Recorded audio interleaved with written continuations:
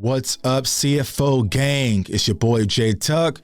Real Cowboys fans, stand up. And yo, this is the fun part when it comes to the NFL season. Ain't no time to be pouting. Ain't no time to be licking your wounds and complaining. Nah, you got to get right back and get prepared for the next game. And the Dallas Cowboys face off this Sunday at noon versus the Detroit Lions. And I'll say this. When we kind of see the schedule sometimes come out, we kind of chalk games up like, it's the Lions. It's the Jags. It's the Bears, right? But when you look at what's going around this NFL season, you cannot take any Sunday off. And we damn sure aren't going to do that on Sunday. And y'all know our motto here at CFO Sports. We will respect our opponents. We will not fear our opponents. And we are going to do our due diligence getting prepared for the Detroit Lions. So let's go ahead and get into it. So when it comes to Detroit Lions, we're just going to focus on the offense today.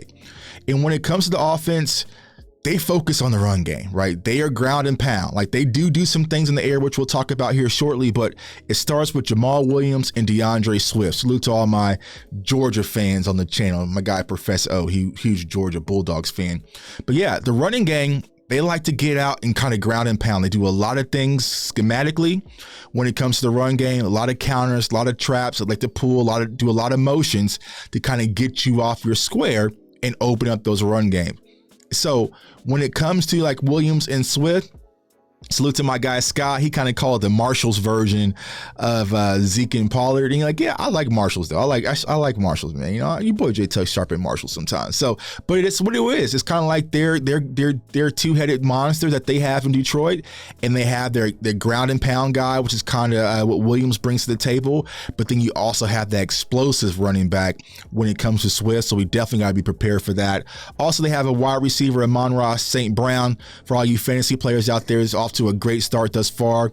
He's like their primary number one wide receiver, though they did add DJ Chark to the mix. He's the primary, go-to guy that you definitely have to be aware of. And then also, if you watch our draft contest, especially last year, right, a lot of people were high on Penny Sewell, their tackle. Off to a great start, man. He's doing what everyone thought he would do coming out of last year's class, and he's only getting better. And then you got to respect Jared Goff. I know Jared Goff isn't quote unquote an elite quarterback, but you got to respect him. He can do a few different things. Cowboys fans, we know what he did to us in the playoffs.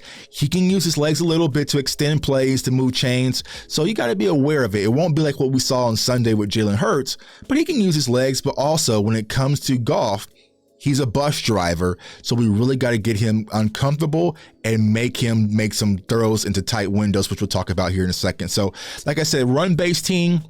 They run the ball pretty much heavily. As of right now, they're averaging about 5.4 average yards per carry, which is great, right? That's what we want to get to.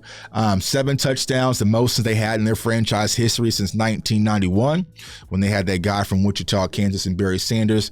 They're third in points per game, second in touchdowns and yards per game. 28 plays of 20 yards or more, third in the NFL with 23 completions. So they have some explosiveness when it comes to their offensive game, right? Like I said, they're not the most explosive team in the NFL, and I'll tell you why here in a second, but they do have the capability. As far as the offensive line, their offensive line is playing well thus far, only have allowed 7 sacks out of 200 dropbacks, which is the fewest in the NFL. They are second in NFL red zone efficiency when it comes to 66%, and they like to use a lot of shifts, a lot of motions, approximately around 70% of the time. You might see a pre-snap motion. So you definitely have to be in sync, because we saw last week, right? They did some kind of shifting, some motions, the communication. There was a lack of communication which led to open touchdowns that we saw kind of on the A.J. Brown touchdown. We can't allow that this Sunday because they're going to use it a lot. So Dan Quinn definitely has to have those boys buttoned up when it comes to communication. As far as their offensive weakness, though, even though their offensive line is playing well, their right guard, he's kind of. So I will say, as far as our interior guys, right? The Osa, the Bohannas, the Tristan Hills, right? There's going to be opportunity. Marcus Lawrence, Dorrance Armstrong, when you slide them inside, there's going to be opportunity for pressure in the A gaps and the B gaps. And I've been having this conversation, started last week after the Eagles game. I talked about it today with my guy Skywalker. Definitely check him out on A to Z Sports.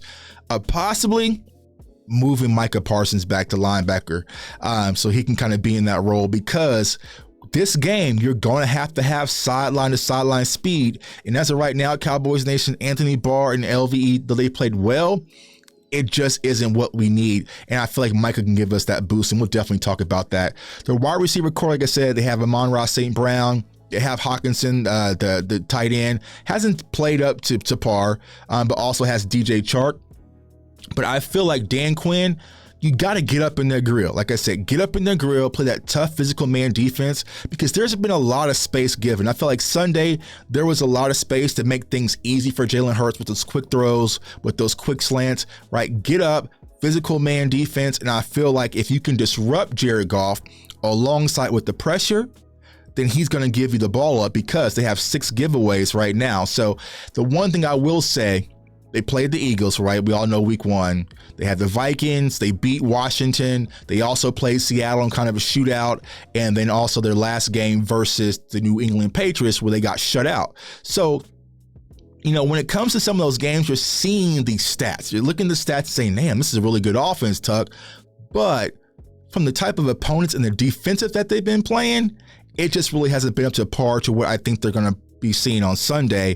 But you definitely have to be aware, because they can do a few things. So let's go ahead and get into the film.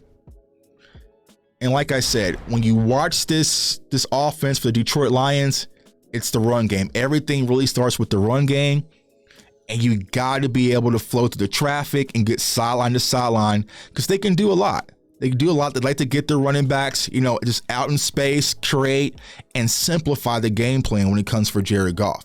This is not going to be a 5 wide spread out, high scoring offense. Everything starts and stops with the run game. Now, surprisingly with that, they don't do a lot of play action. They're only doing play action, I think, around like 23% of the time thus far, which is odd, which is surprising. But if we stop the run and force Jared Goff to be a passer, to be a quarterback, it's going to play in the Cowboys' favor. But if they're able to run those counters, to run those traps, and really get us off of balance, it's going to open up the quick throws like you're seeing right there, but also some play action in some capacity, which we can't allow. So, my main focus this week is how is Dan Quinn going to rebound from what happened on Sunday when it comes to the run game. Now, this is a little bit different, right? Because the Eagles ran the ball damn near 75 times to get their 100 and something yards, right? 146 yards, right? So, I think that when it comes to the run game with the Detroit, they're going to be a little bit more efficient, or try to be a little bit more efficient. But like I said, when it comes to Swift, comes to Williams, there you see right there, explosiveness. So that's kind of like their Tony Pollard right there that can definitely change the course of a game. I'm just running this back because it's versus the Eagles. I'm just running it back because, We got Eagles fans who follow my channel. Salute to all the Eagles fans, man. Y'all came over from Laura Brunson's channel. Support it, man. Y'all been subscribing. So I'm going to give y'all a little love. I want to show y'all, some of the Eagles from the Eagles game. But yeah, in all seriousness, we cannot allow the big explosive plays when it comes to the Detroit Lions offense, because on the ground game, that's what they can kind of do, and they can definitely change the course of a game and make things long and like a long process and try to control time of possession. Now, here's the thing that will probably work in our favor, Cowboys Nation. We'll talk about the defensive side of the ball tomorrow, but having 4 back.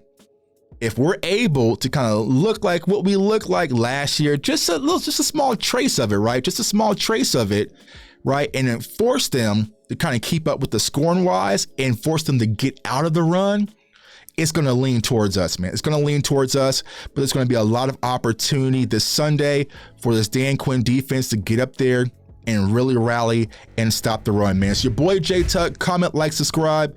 Follow me on all social media platforms at JTuck151. Of course, go to CFOsportstalk.com to get your merch. I appreciate all the support. I want everyone to stay safe, stay blessed, stay encouraged, and let's get back on the track, Cowboys Nation. Peace.